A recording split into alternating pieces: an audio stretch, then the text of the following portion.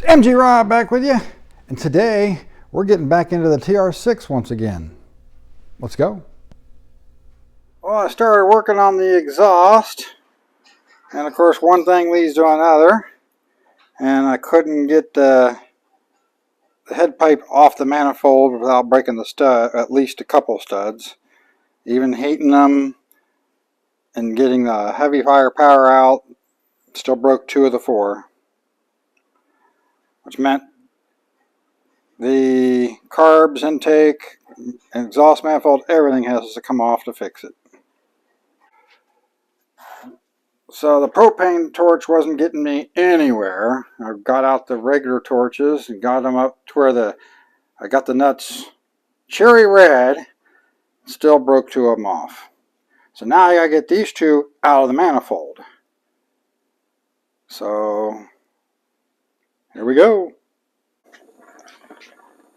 Alright, so what I'll do is I'll heat this up quite a bit. And I got a stud extractor here. We'll see if we can get this thing to come out. Of course, this will take a few minutes.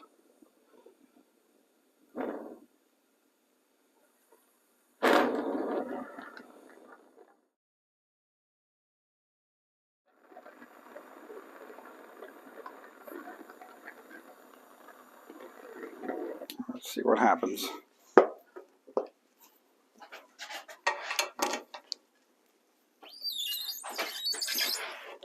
Ah! I guess we're drilling it out. Yay. Rat farts.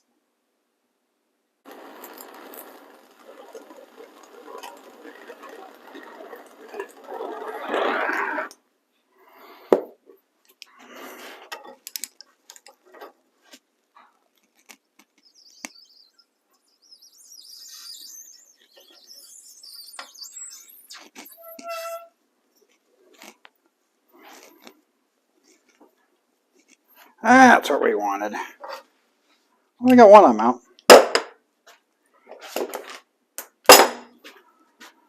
So we only have to drill one. So what I'll do now is I'll let this thing cool down, because I don't want to try to drill that one out while it's still hot, because it'll just burn up a drill bit doing that. And what I'll do is I'll use studs that I have already here for an MGA. Now the difference is here is they're fine thread on the exhaust side instead of coarse thread, which isn't going to hurt anything.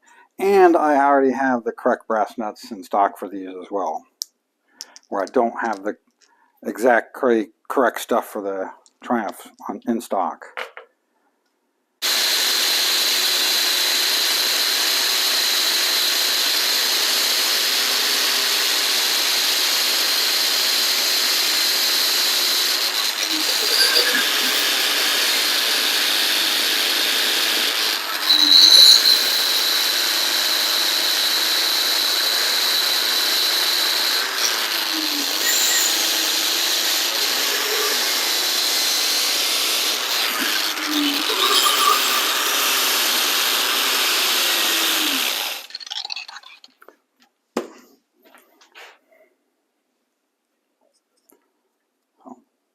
Looks like it's pretty crusty. Alright, so now I got that one drilled and tapped out, and I chased the other one with a tap. Now these are a little bit shorter than the original ones, but that's not a problem because they're still long enough. These were actually a lot longer than they needed to be. So this will work just fine. Now I got to go put it back in the car. So I'll take advantage of the fact that the intake manifold is out of the way, giving me more room to work with the cooling hoses. So I cleaned up the lower radiator hose connecting pipe and put a quick coat of paint on it. So now it's good as used. Now I just got to put the hoses on it, but right now I don't have enough new clamps sitting here, so I got to go get some of those before I can finish. Alright, so now I got the 2 missing pipes for the exhaust system there. What I'll do is I'll start by loosely bolting up the front section, or the down pipes. Then I'll do the front intermediate pipes loosely, then the rear intermediate pipes, then the mufflers. And I won't tighten anything up until everything's hanging and sitting exactly the way I want it underneath the car. Alright, so I got the down pipes just kind of snugged up and these pipes just loosely sitting in place. All the way back to the set of resonators here. And it looks like the mufflers are going to fit. Now this particular system uses these mounts here to bolt some brackets to bolt to these. And then you've got to take out these bumper mount bolts, because there's brackets that bolt to the inside here to hold the mufflers on either side. So the new exhaust system comes with these 4 brackets to hang it. Now these angled ones will go onto these here to where they flare to the outside a little bit. And the straight ones are the ones that go here. And right now I'm just putting everything together, making sure everything hangs well. I got no clamps on it yet.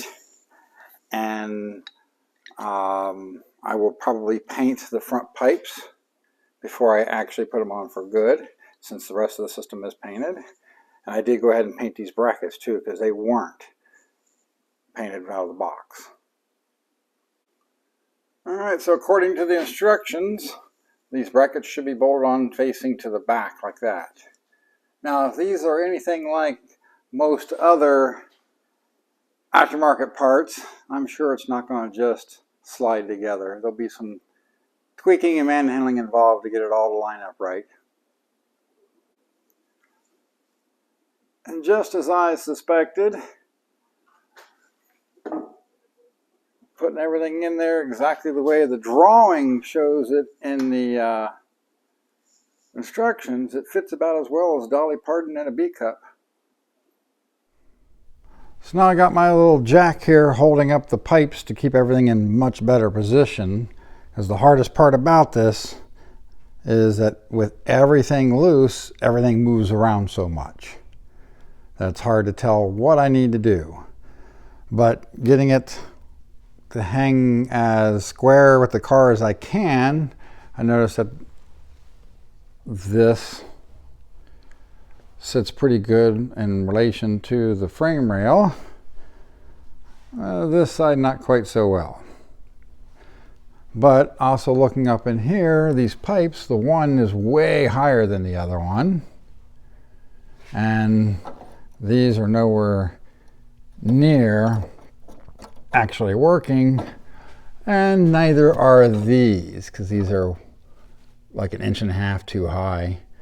And I obviously can't go any higher here.